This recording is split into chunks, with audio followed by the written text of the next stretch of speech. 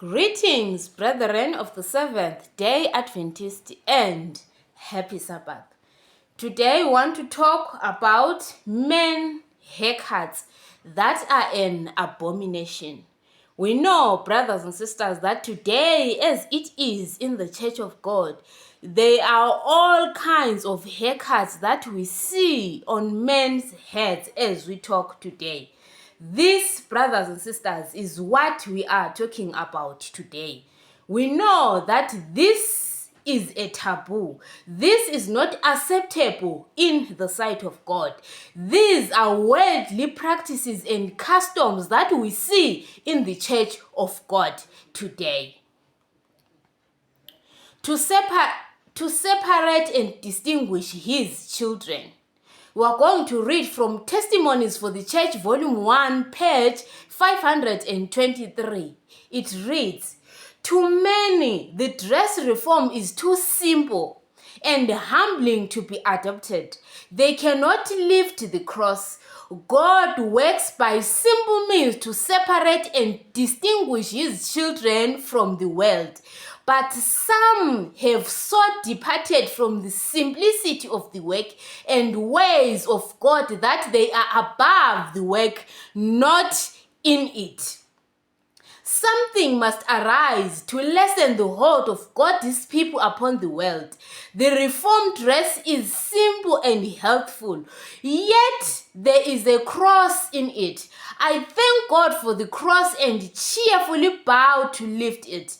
We have been so united with the world that we have lost sight of the cross and do not suffer for Christ's sake." Here, brothers and sisters, we see that as the children of God, as men who are professing to be Christians, to be Seventh-day Adventists, the Israel of today, we need to be separate and distinct. But here we see that the quotation is telling us that there is no difference between the Seventh-day Adventist men of today and the worldly men. Their heads, their cuts are still the same. So we see, brothers and sisters, that we have united with the world.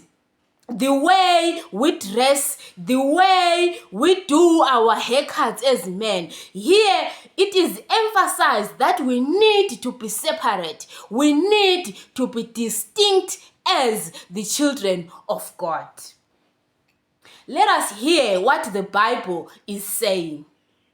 Do all to the glory of God. We are going to read from 1 Corinthians 10, verse 31. It reads, "Whether therefore you eat or drink or whatsoever you do, do all to the glory of God."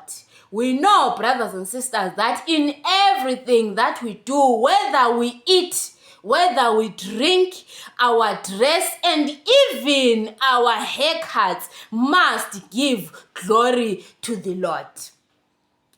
We'll also read Leviticus 19, verse 27. It reads, "Ye shall not round the corners of your heads, neither shalt thou mar the corners of thy bed."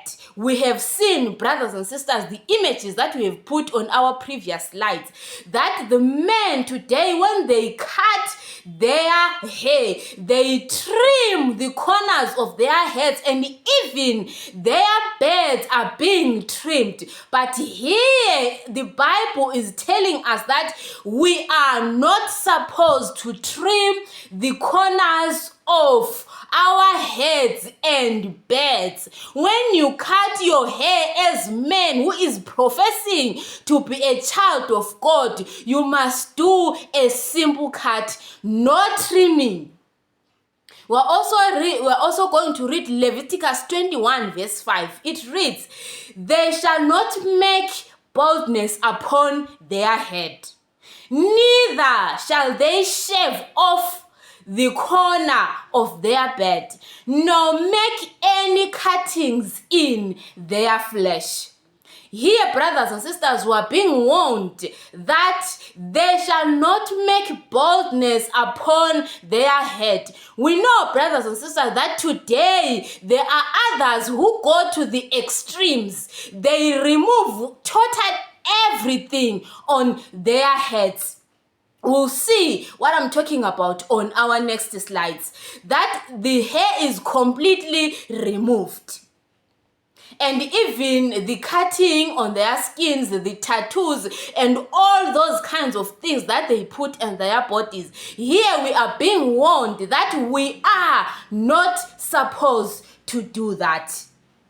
This is what we are talking about, brothers and sisters. The baldness, the total removal of hair, and the cutting corners of the beard. This, brothers and sisters, is not acceptable in the sight of God. Let us see the cut that we're supposed to see in the head of men in the Seventh-day Adventist. This, brothers and sisters, is the normal and proper haircut.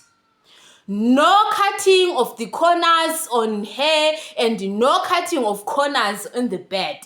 Cutting must be simple and acceptable in the sight of God. May the Lord help us as we strive to do as thus saith the Lord, as we strive to be distinct and different from the world. Enjoy the rest of your Sabbath. God bless.